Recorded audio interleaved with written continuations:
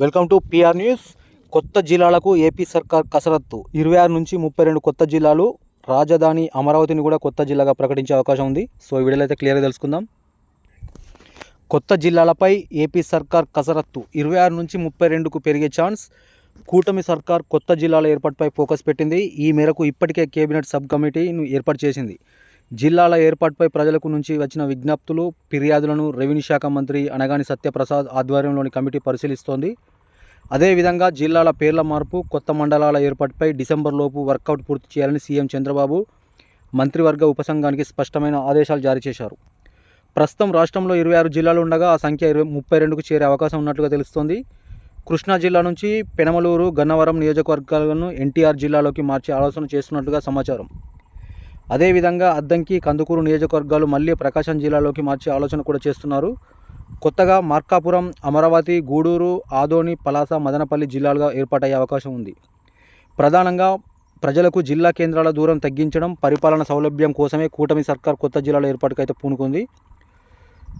ఇక రాజధాని అమరావతి జిల్లాగా ప్రకటించడంతో పాటు ఆ ప్రాంత అభివృద్ధికి మరింత ప్రాధాన్యత లభిస్తుందని సీఎం చంద్రబాబు అయితే భావిస్తున్నారు.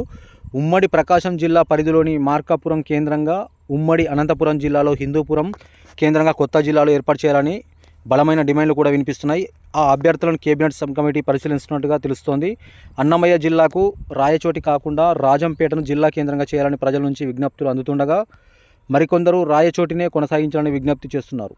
ప్రస్తుతం ఏలూరు జిల్లా పరిధిలో ఉన్న నూజివీడు, కైకలూరు నియోజకవర్గాలను తిరిగి కృష్ణా జిల్లాలో ఉంచాలనే డిమాండ్లు కూడా కేబినెట్ సబ్ కమిటీ పరిగణలోకి తీసుకున్నట్టుగా తెలుస్తుంది. సో మొత్తం మీదనైతే కొత్త జిల్లాలు పెరిగే అవకాశం ఉన్నట్టుగా తెలుస్తుంది. సో ముఖ్యంగా అమరావతిని కొత్త జిల్లాగా ఏర్పాటు చేసే అభిప్రాయం కూడా ఉన్నట్లు సీఎం చంద్రబాబు దగ్గర ఈ నిర్ణయం ఉన్నట్టుగా తెలుస్తుంది. సో వేచి చూద్దాం కొత్త జిల్లాలు ఎన్ని ఏర్పాటు అవుతాయి అనేది. ముఖ్యంగా ఈ ఆంధ్రప్రదేశ్ ప్రజలకైతే గుడ్ న్యూస్ అనే చెప్పొచ్చు. ఎందుకంటే జిల్లాలు పెరుగుతున్నాయి కాబట్టి పరిపాలన సౌలభ్యం కోసం, అదేవిధంగా డిస్టెన్స్ని కూడా తగ్గించడానికైతే ఈ జిల్లాలు ఏర్పాటు చేస్తున్నట్టుగా తెలుస్తుంది. సో ఇది ఫ్రెండ్స్ ఓవరాల్గా వీడియో అసలు లైక్ చేయండి, మన ఛానల్ని సబ్స్క్రైబ్ చేసుకోండి. Thank you.